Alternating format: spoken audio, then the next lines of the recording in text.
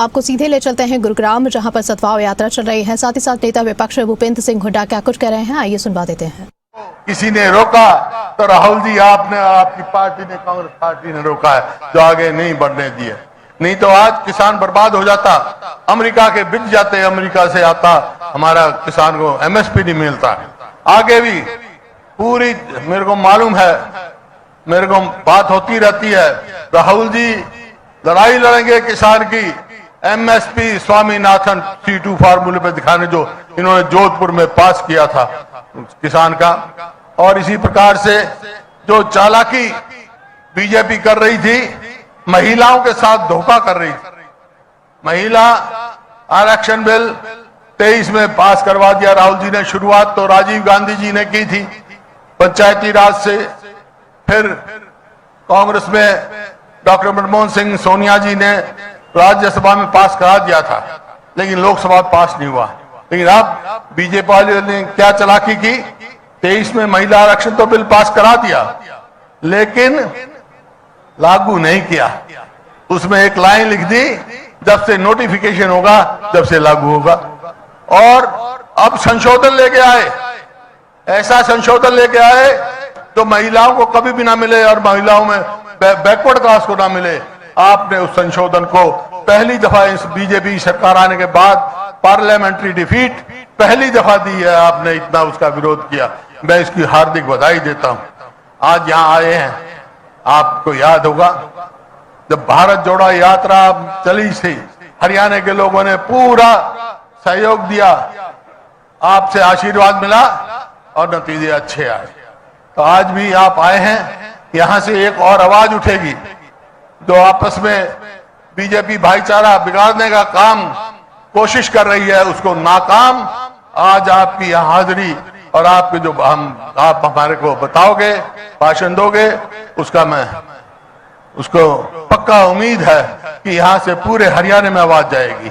और मैं बधाई देता हूँ अपने अजीज ब्रजेंद्र को, जो इन्होंने इतनी मेहनत करके आज यहाँ तक पहुंचे हैं। यात्रा की बहुत बहुत बधाई।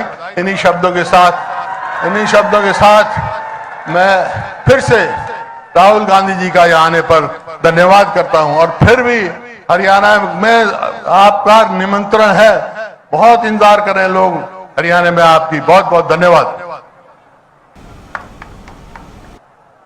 साथियों, हरियाणा जहां दूध दही का, हरियाणा जहां दूध दही का, और जोरदार आवाज से बोला राहुल गांधी, राहुल गांधी, कांग्रेस पार्टी। अरे वही तो सोचा था, आप लोग शांत कैसे हैं हरियाणा में, और शांति ऐसा कभी संभव नहीं होता है। साथियों, अब ज्यादा समय नहीं लूंगा मैं। हम सब लोग जिस नेता को सुनने आए हैं, मैं उन नेताजी को आमंत्रित करता हूं, हमारे अभिभावक, हमारे न्याय योद्धा आदरणीय श्री राहुल गांधी जी को मैं आमंत्रित करता हूं कि वो आकर हम सब लोगों को आमंत्रित करें।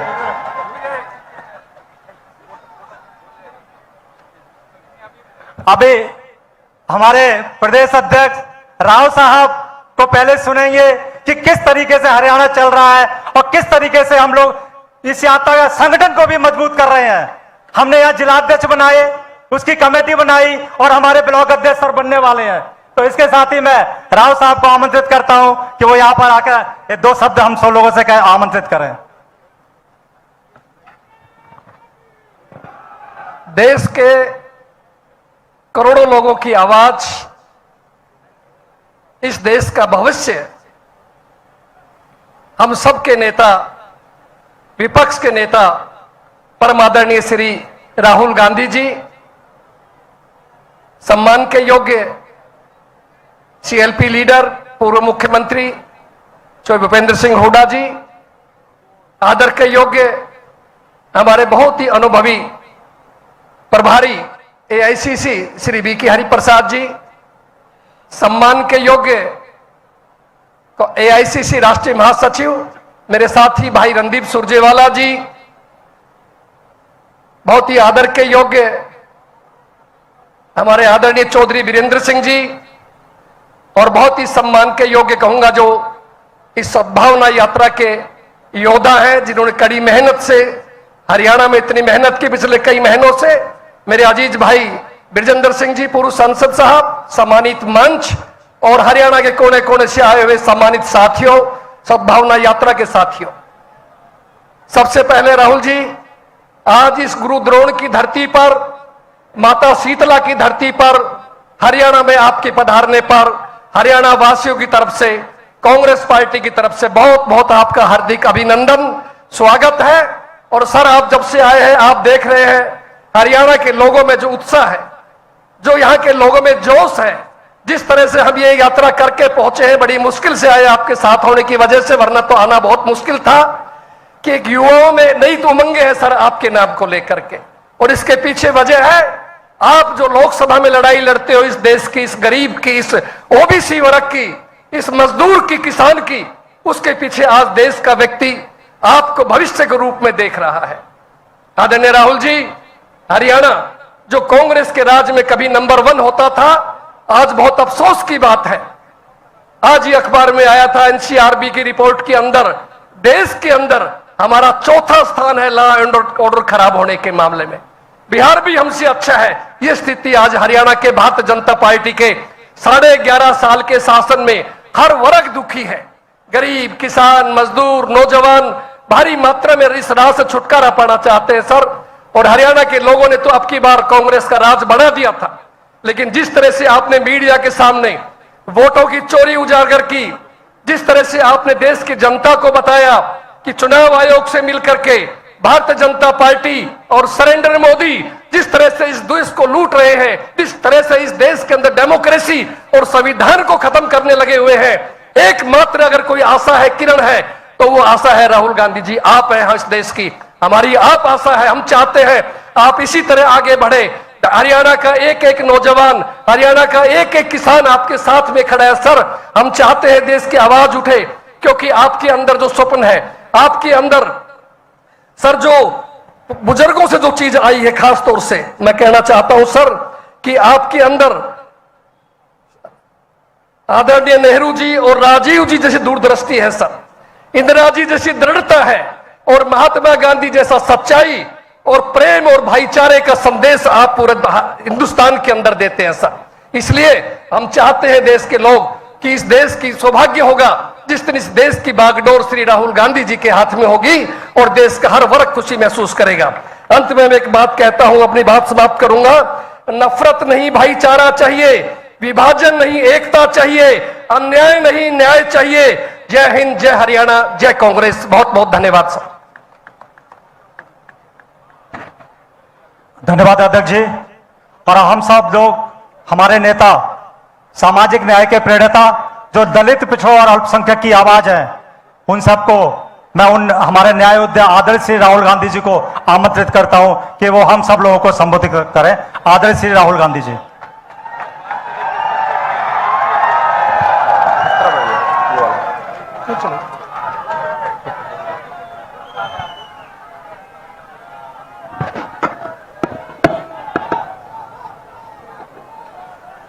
नमस्कार।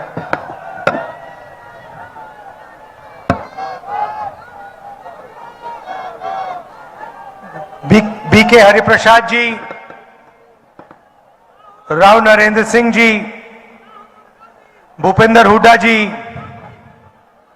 ब्रिजेंद्र सिंह जी, रणदीप सुरजेवाला जी, उदय भान जी, स्टेज पे कांग्रेस पार्टी के वरिष्ठ नेता, भाई और बहनों, कांग्रेस के हमारे बब्बर शेरों, आप सबका यहां बहुत बहुत स्वागत, नमस्कार। कुछ साल पहले हमने कन्याकुमारी से कश्मीर यात्रा की थी। 4000 किलोमीटर कन्याकुमारी से कश्मीर तक हम चले। हमारे साथ लाखों लोग चले थे और एक नारा दिया था, नफरत के बाजार में मोहब्बत की दुकान खोलनी है। और ये नारा हमारा नारा नहीं था, ये नारा भीड़ से आया था। मगर देश को इस नारे की जरूरत थी और अभी भी इस देश को इस नारी की जरूरत है। तो मैं आपको बधाई देता हूं, आपको बधाई देता हूं कि आप आइए आइए, आपको बधाई देता हूं कि आपने उसी प्रकार बैठ सकते, आपने उसी प्रकार हरियाणा में ये यात्रा की, जनता के बीच में गए, हरियाणा की सड़कों पे चले,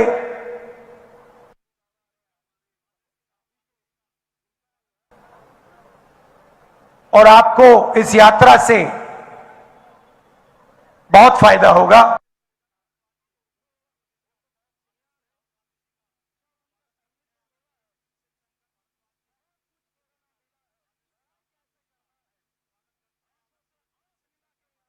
सद्भाव यात्रा के बाद जनसभा का आयोजन हो रहा है। आप राहुल गांधी को सुन रहे थे। आपको बता दें, हरियाणा के नेता विपक्ष भूपेंद्र सिंह हुड्डा भी यहां पर मौजूद रहे और उन्होंने भी संबोधन किया।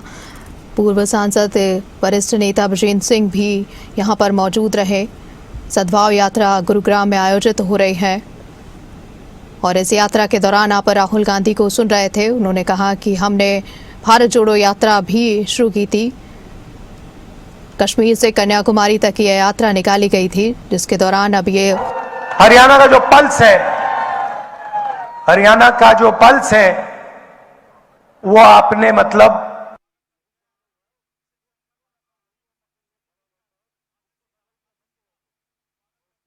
और साथ ही साथ ये 1 किलोमीटर पैदल की सद्भाव यात्रा निकाली गई। आप गुरुग्राम से ये लाइव तस्वीरें हम आपको दिखा रहे हैं, जहां पर राहुल गांधी पहुंचे हैं, संबोधन कर रहे हैं। लोगों से सुनकर समझा है और मेरी सोच है कि कांग्रेस पार्टी में हर प्रदेश में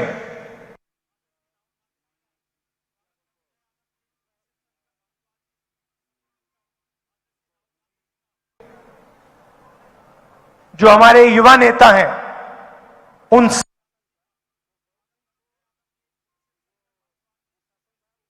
में पहुंच सबको इस प्रकार तस्वीरें से हम आपको जनता के दिखा बीच रहे में यात्रा करनी चाहिए।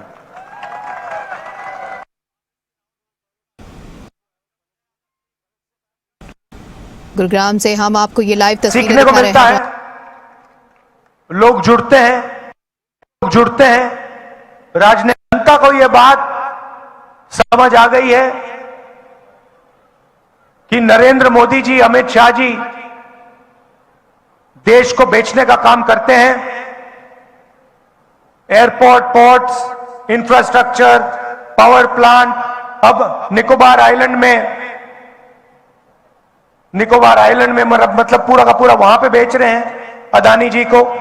तो जनता को बात समझ आ गई है, इलेक्शन चोरी होता है और फिर आपका धन आपसे छीना जाता है, अदानी अंबानी को पकड़ाया जाता है। मैंने आपसे पूछा कि हरियाणा में सबसे बड़े मुद्दे कौन से हैं?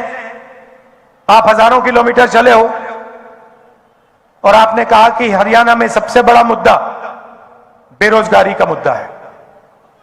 और ये सिर्फ हरियाणा की बात नहीं है, पूरे देश में बेरोजगारी फैल गई है।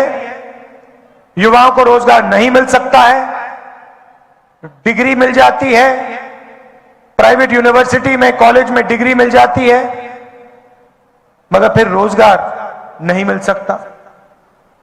छोटी industry, small medium size industry सारी की सारी बंद हो गई।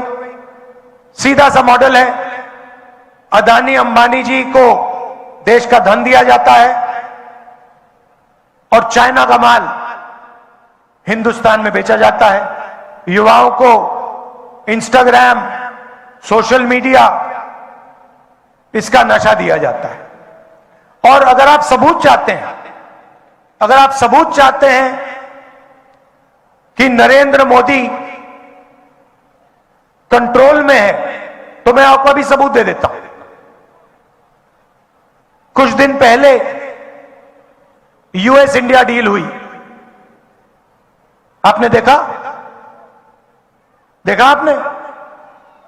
यूएस डील में हिंदुस्तान ने अमेरिका को क्या दिया और अमेरिका ने हिंदुस्तान को क्या दिया, मैं आपको बताना चाहता हूं।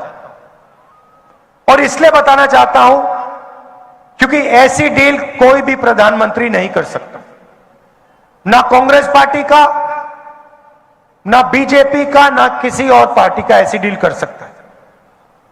और अगर डील करी है तो अमेरिका के दबाव में आकर करी है। डील में क्या हुआ, हमारा कृषि का सेक्टर उसको अमेरिका के किसानों के लिए खोल दिया गया। दाल, कपास, अखरोट, बादाम अमेरिका के किसान अपना माल अब हिंदुस्तान में बेचेंगे। उनके हजारों एकड़ के खेत होते हैं, मैकेनाइज्ड खेत होते हैं, हमारे छोटे खेत होते हैं।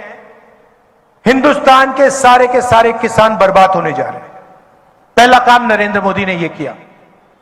दूसरा काम, नरेंद्र मोदी ने डोनाल्ड ट्रंप से कहा कि 9.5 लाख करोड़ रुपए का माल हर साल हम अमेरिका से खरीदेंगे। मतलब हमारे सारे के सारे कारखाने, सारी फैक्ट्रियां, स्मॉल मीडियम इंडस्ट्री सारी की सारी बंद हो जाएगी, अमेरिका का माल हिंदुस्तान खरीदेगा।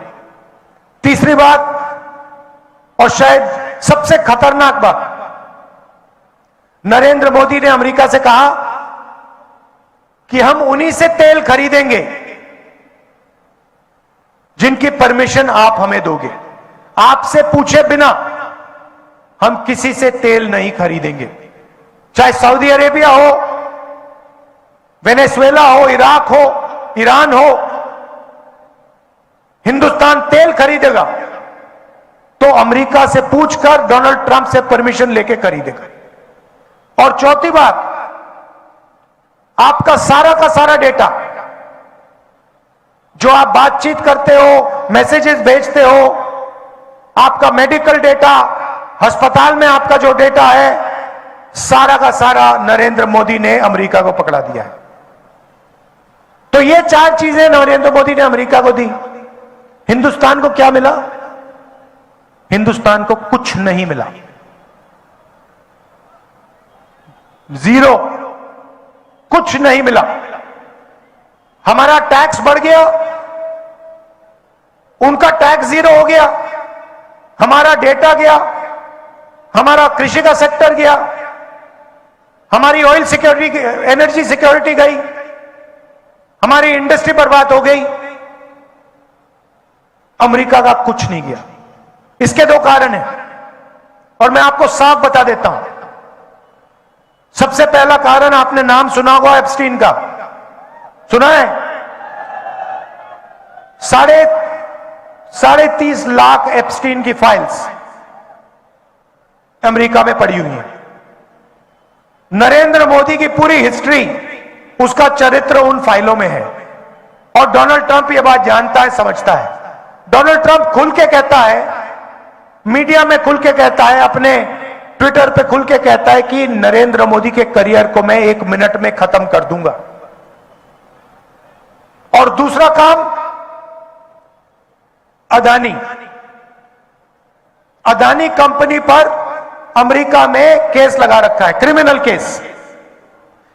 अदानी जी हिंदुस्तान के सबसे बड़े बिजनेसमैन हैं, अरबपति हैं, मगर हिंदुस्तान से बाहर नहीं निकल सकते, क्योंकि जैसे ही हिंदुस्तान से बाहर जाएगा, अमेरिका में इस पर केस है, क्रिमिनल केस है, इसको पकड़ के ये ले जाएंगे। और ये केस अदानी पे नहीं है, ये बात आप समझिए, ये केस नरेंद्र मोदी पर है, क्योंकि नरेंद्र मोदी और अदानी एक है। कंपनी का नाम अदानी है, कंपनी का नाम मोदानी होना चाहिए। और ये पूरा देश जानता है, पूरा देश जानता है कि बीजेपी का फाइनेंशियल सिस्टम, बीजेपी का फाइनेंशियल स्ट्रक्चर अदानी है। और ये डोनाल्ड ट्रंप को भी मालूम है, इसलिए उसने केस लगाया है और हिंदुस्तान के प्रधानमंत्री को कॉम्प्रोमाइज कर दिया है। नरेंद्र मोदी चू नहीं कर सकता है बिना डोनाल्ड ट्रंप के परमिशन लिए। डोनाल्ड ट्रंप अगर इससे कहेगा तू जंप मार, नरेंद्र मोदी जंप मारेगा। यह हिंदुस्तान की सच्चाई है। और आप लिख के ले लो, आप लिख के ले लो, ये जो नरेंद्र मोदी है, जो आज हिंदुस्तान के प्रधानमंत्री हैं, ये टिक नहीं पाएंगे, क्योंकि जनता में इतना गुस्सा है। आपको जितने इलेक्शन चोरी करने कर लो, मगर अंत में जो जनता की सच्चाई है, जनता में जो गुस्सा है, उसका सामना आपको करना पड़ेगा। और जनता डिसाइड करती है हिंदुस्तान में क्या होगा। आप देख लेना, आपने देखा पता नहीं, मैंने भाषण किया, यूएस डील पर भाषण किया लोकसभा में, मैंने एप्स्टीन का नाम लिया और नरेंद्र मोदी ने अमित शाह को इशारा किया कि भैया इसको, स्पीकर से कहा कि भैया बंद करवा। 4 घंटे लोकसभा में मुझे बोलने नहीं दिया।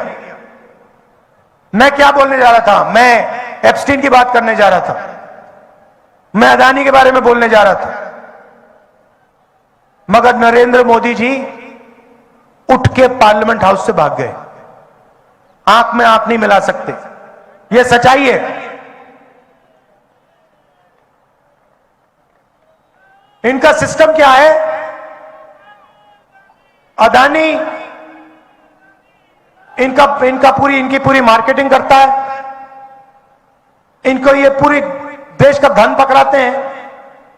इनके पास ईडी है, सीबीआई है, इनकम टैक्स डिपार्टमेंट है। और सीधी सी बात है, हम नरेंद्र मोदी से, ईडी से, सीबीआई से, इनकम टैक्स डिपार्टमेंट से डरते नहीं। कर लो जो करना है, कोई फर्क नहीं पड़ता। हम कांग्रेस पार्टी, आप लिख के ले लो, कांग्रेस पार्टी नरेंद्र मोदी को हराएगी और फिर देखना हम क्या कार्रवाई करते हैं नरेंद्र मोदी के साथ। क्योंकि इन्होंने देश पर आक्रमण किया है, लोकतांत्रिक सिस्टम पर आक्रमण कर कर इन्होंने अंबेडकर जी के संविधान पर आक्रमण किया है। संविधान पर आक्रमण किया है। और आपका जो हक है, देश की जनता का जो हक है, जो संविधान में लिखा है, लोकतंत्र आपका हक है, उस पर आक्रमण किया है और लोकतंत्र को इन्होंने खत्म किया है। हम इस बात को नहीं भूलने वाले हैं, चाहे कुछ भी हो जाए। विचारधारा की लड़ाई है और 2 ही विचारधारा इस देश में लड़ती है, राजनीतिक 2 ही विचारधाराएं, एक आरएसएस की, नफरत की, बंटवारे की, दूसरी कांग्रेस पार्टी की, मोहब्बत की, एकता की विचारधारा।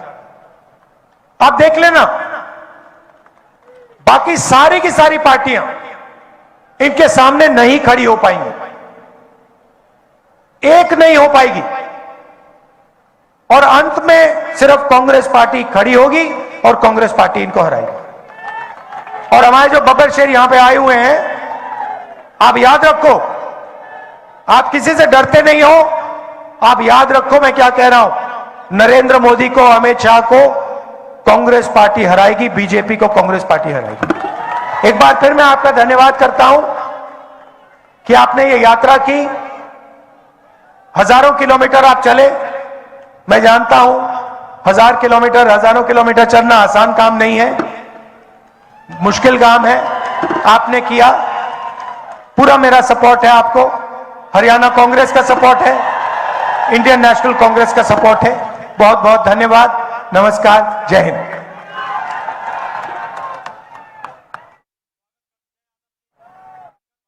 इस वक्त ये तस्वीरें आप देख रहे हैं कांग्रेस की यात्रा, विजयन सिंह की यात्रा, सद्भाव यात्रा।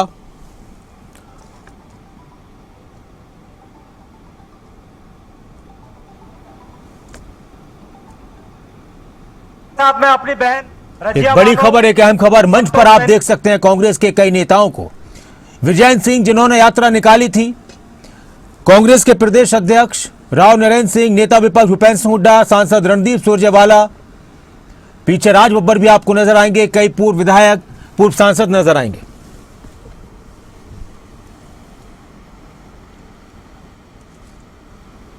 और इस वक्त राहुल गांधी को, नेता विपक्ष राहुल गांधी को सम्मानित करते हुए कांग्रेस के नेता, कार्यकर्ता और महिलाओं के जरिए राहुल गांधी को सम्मानित कराया जा रहा है गांधी जी की प्रतिमा देकर।